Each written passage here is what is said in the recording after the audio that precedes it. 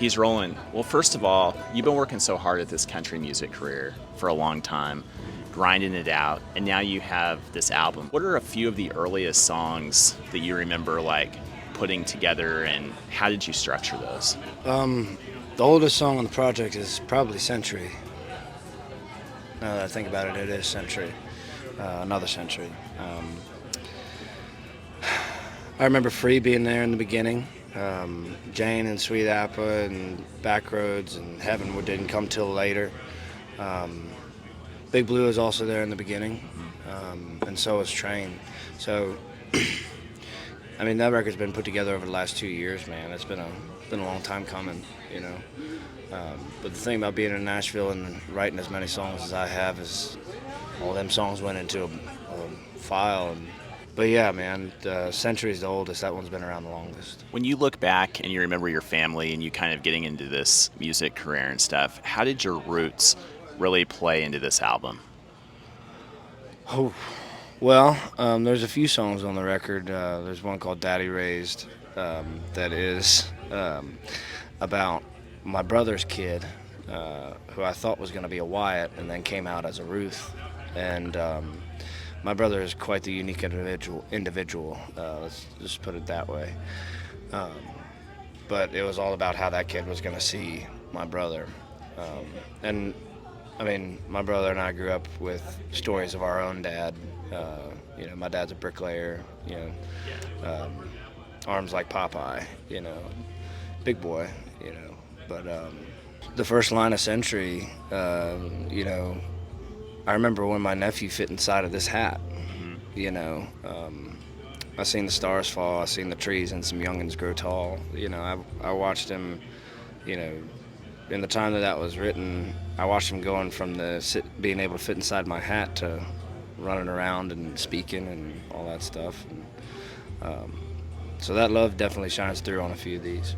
We haven't known each other that long, but I feel like I've gotten to talk to you a little bit outside of this and hear your music, and I feel like you have a really kind of unique approach to coming up with material for songs. There's a lot of layers to what you do. Talk about that process and what that's like. There's so much that goes into making art, period. It doesn't come from just one place. It comes from your life and the things that you see around you and situations that you live yourself. Aside from music, life happens to everybody. Yeah.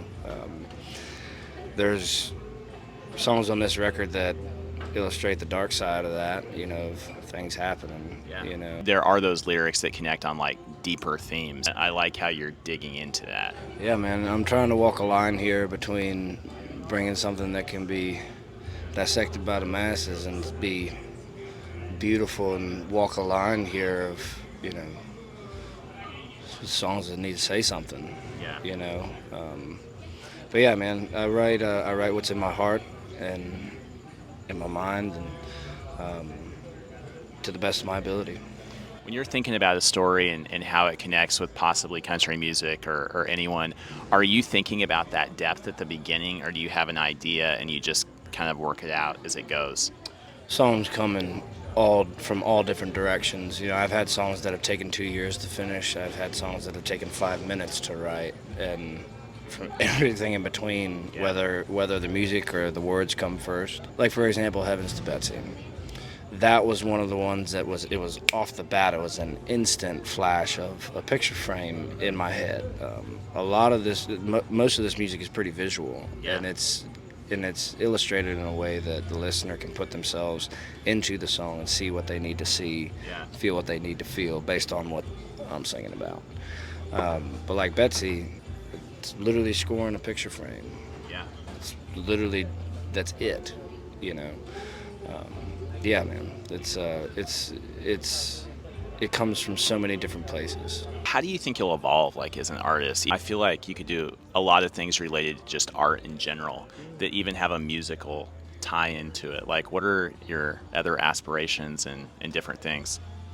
Man, I just want to keep making the best music that I possibly can. I want to do some good things for the planet eventually one day when I'm in a position to do so. Yeah. But no, I'm gonna do that through music. And I'm gonna keep pushing myself to be better tomorrow than I was yesterday and today. You know, it was a big step up to go and make this record from Greenbrook. You know, Greenbrook came out 2 years ago, and you know, it's a challenge to be more. You know, but I happily accept. Yeah. When a new country fan or someone, who's been in the genre for a while hears your music for the first time, what do you hope they'll feel when they encounter that? I mean, I'm sure there's different emotions with the different songs and stuff, but generally, like, your brand of country, how do you want them to feel? I hope it hits them like daylight. No, there's every single one of these songs on this record and on the previous one exhibit a certain characteristic that not only lives within me but in all of us. You know, and I hope that speaks to them. You know, this again, the score, baby.